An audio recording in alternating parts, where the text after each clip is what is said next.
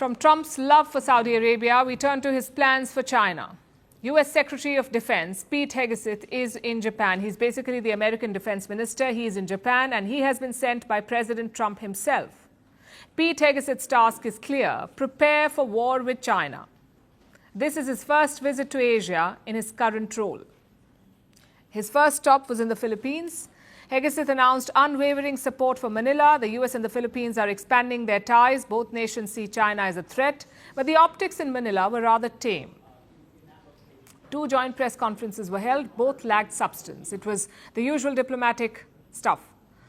Both sides spoke of securing the Indo-Pacific region. There were multiple mentions of maintaining the status quo, and they agreed to increase deterrence. China was mentioned just once. Taiwan was not mentioned at all. All of this was in Manila. Then Hegseth went to Japan and his tone changed completely.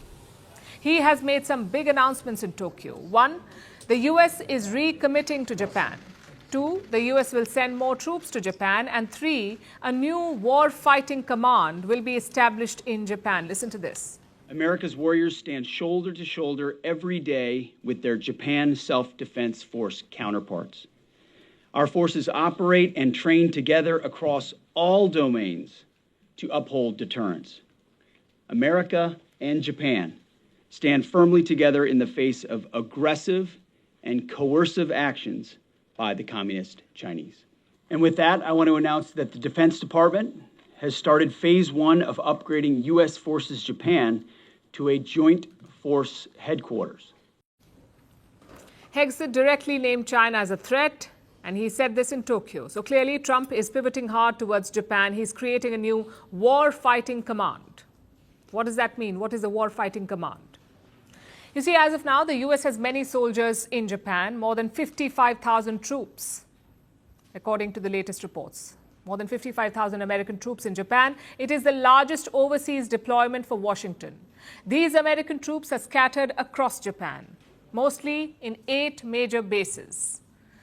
But there are nearly 120 U.S. military facilities. I'll repeat that for you. 120 military facilities in Japan are American. And all of these come under one unit. It is called the United States Forces Japan.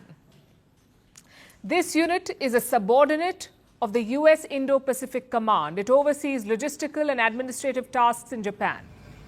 And now this unit will get its own war room, because Trump sees Japan as the first line of defense.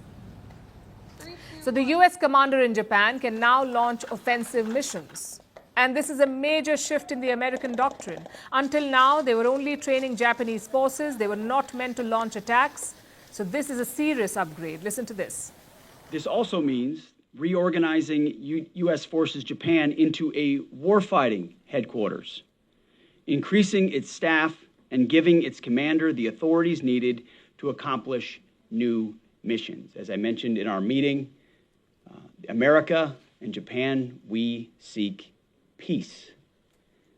But as my first platoon motto says, those who long for peace must prepare for war. We must be prepared. Hegseth said the U.S. and Japan must be prepared for war. His message has surely calmed nerves in Tokyo. Why do I say this? What was Tokyo worried about? Donald Trump's utterances. Just earlier this month, Trump had different plans for Japan. He wanted to end the U.S.-Japan Security Treaty. This is a treaty that was signed way back in 1960. It allows the U.S. to have these military bases on Japanese soil. And it has been the cornerstone of America's Indo-Pacific strategy. Japan depends on the U.S. for security. It doesn't even have an army of its own. The Japanese only have what they call a self-defense force. But they've had a treaty with the U.S., a treaty that has held for 75 years. Then Donald Trump happened. He wanted to shred this treaty. He said America should not defend Japan because Japan does not offer security guarantees to the U.S., which is true, but only partially. You see, the U.S. is like a bodyguard for Japan, but Tokyo is not freeloading. Japan pays almost $2 billion every year for this American security. $2 billion. This covers operational and housing costs for the American troops. Uncle Sam is clearly a costly security service provider. And there's more.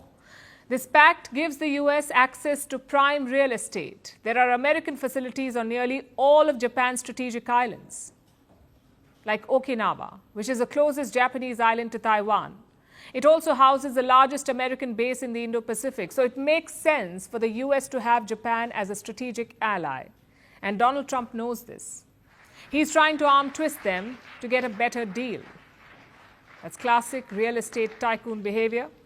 But it's also counterproductive because ending the security pact with Japan will be a setback to the US.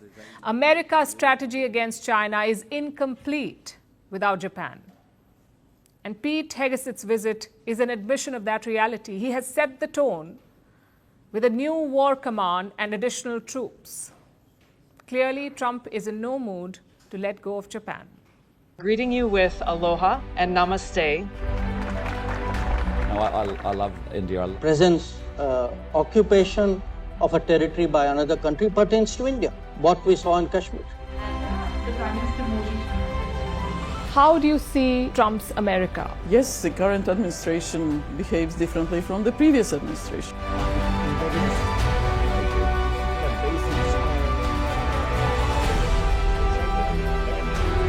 Are you saying that there are foreign powers who are trying to bring down the current government in Syria? Exactly. Bluntly, Iran, maybe Russia too. Prime Minister Modi committed to South-South, cooperation. Not over 50%. Is Ukraine prepared to pay the price for that peace? No compromises at the cost of territorial integrity and sovereignty.